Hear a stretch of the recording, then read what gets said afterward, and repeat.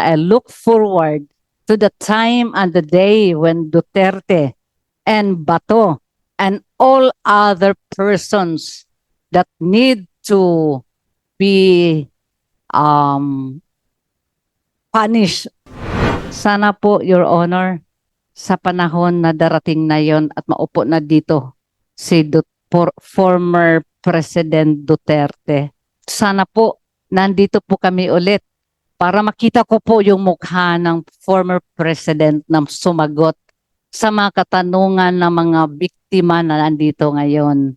Salamat po. So, naniniwala po kayo na ang ating former president ay talagang dapat maging accountable Opo, nito? paniwala po. Kahit nung hindi pa niya kami dito naimbitahan sa oras na ito dito sa inyo pong committee, noon pa po, paniwala na po ako na siya po ay dapat mananagot.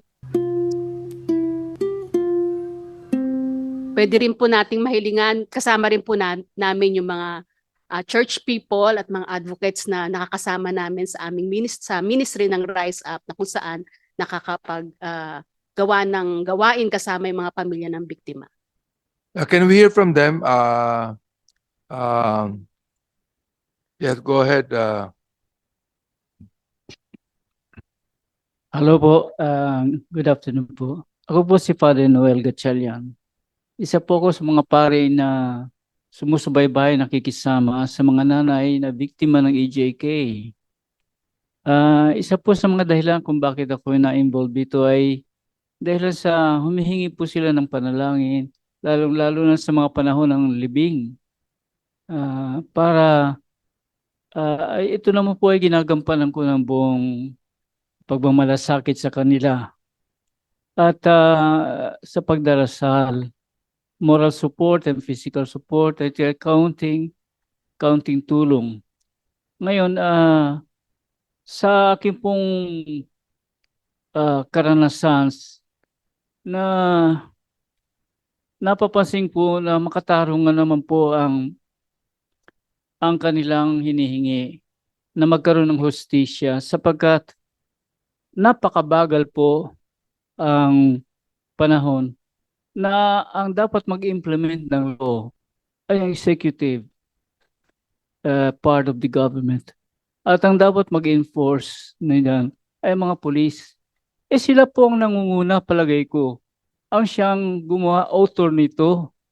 Kaya napakahirap po talaga silang ma-prosecute. Kasi sila po ang dapat magpatupad. Kaya napakabagal, walang investigasyon, walang sincerity, walang interes. Kaya napakabagal po. Ngayon, ang impunity po ay isa sa mga bagay kung bakit magpapatuloy ang patayan. Kaya ito po bilang isang pare, hindi po nakakahiya po sa ating gobyerno na executive at saka yung law enforcer, sila pa ang nangunguna na lumalabag sa batas ng Diyos. Kaya ito po ang isang pakiusap ko.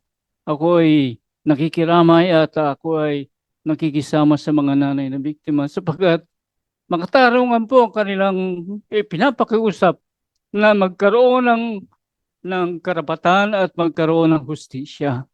Napakatagal po. Nawalan po sila ng breadwinner. Nawalan sila ng minamahal sa buhay. Hanggang sa ngayon, wala pa rin nangyayari. Napakabagal. Kaya ito po isang pakiusap. At ako po yung nagpapasalamat din sa committee ninyo ng Human Rights na binigyan nyo ng pagkakataon ng pakinggan sila para malaman ng ating mamamayang Pilipino na ang mga taong dapat responsable ang dapat magtanggol sa kanila at sila pa ang napapansin namin nagiging sanhi at ugat ng patayan. Salamat po. Yung law enforcer po nagiging lawbreaker. Ano po pwedeng sabihin ni Sister Lisa Ruedas?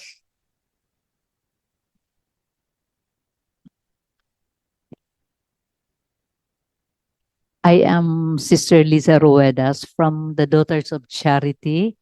Isa po ako na human rights advocate at the same time, nag-journey, nag-a-accompany po kami sa mga pamilya o mga taong nag-i-experience ng injustisya. First, I would like to express my sincere gratitude sa committee na to, Committee on Human Rights, for allowing us, giving us a space, a very special time for our mothers and the families sa mga victims and survivors ng extrajudicial killing. Secondly, appreciation ko po, lalo na sa grupo namin, na nagkakaroon po kami ng pagkakataon na pinapakinggan at binibigyan pong importansya, espasyo ang ating mga nanay at mga relatives sa mga biktima.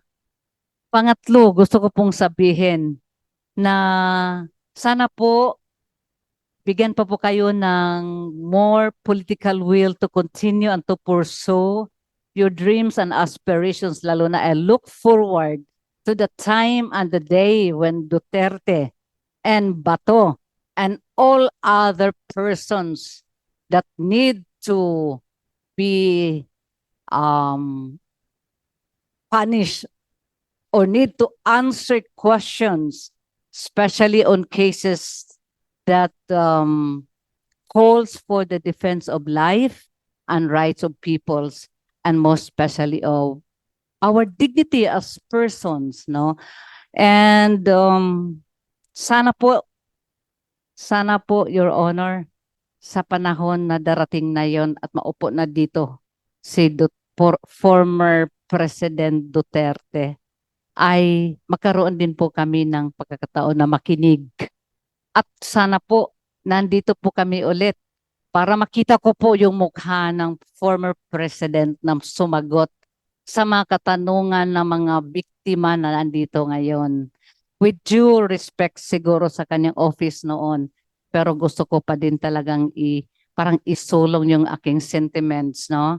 In the name of the church, the prophetic presence of the church na magsasalita at sumisigaw para po sa karapatan na hinihingi at sa hustisya na sinisigaw ng mga nanay, mga anak, mga orphans, mga widows.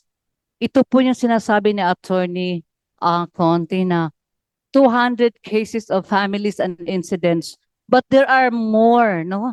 Sa labas na wala dito, na mga biktima din ng extrajudicial killing sa iba't ibang communities ng other parts of our country na hindi nga po napapakinggan. Pero malaking tuwa ko na po, lalo na po siguro sa hanay ng mga taong simbahan, na meron pong espasyo, freedom, privilege na binibigay po kayo para po sa mga dukha, sa mga aba, o sa yung mga tinatawag nating mga most vulnerable persons and communities na hindi man lang sila napagbigyan sa mga unang pagkakataon. But now, gusto ko pong palakpakan po ang committee na to. Baka gusto na po nating pumalakpak ngayon. Sana po, Your Honor, Sir Abante, bigyan pa po kayo ng maraming grasya ng Panginoon upang may pagpatuloy niyo po ang mga advokasyang ganito. Salamat So po. naniniwala po kayo na ang ating former president ay talagang dapat maging accountable Opo, ito. paniwala po. Kahit nung hindi pa niya kami dito naimbitahan sa oras na ito dito sa inyo pong committee, noon pa po, paniwala na po ako na siya po ay dapat mananagot sa marami pang mga questions at mga pagkakataong totoong hindi po niya nabigyan ng pagkakataon at sagot ang mga katanungan tungkol po sa mga injustisya na nangyari sa ating bansa po. Salita, nais po niya. Yeah po, sister po.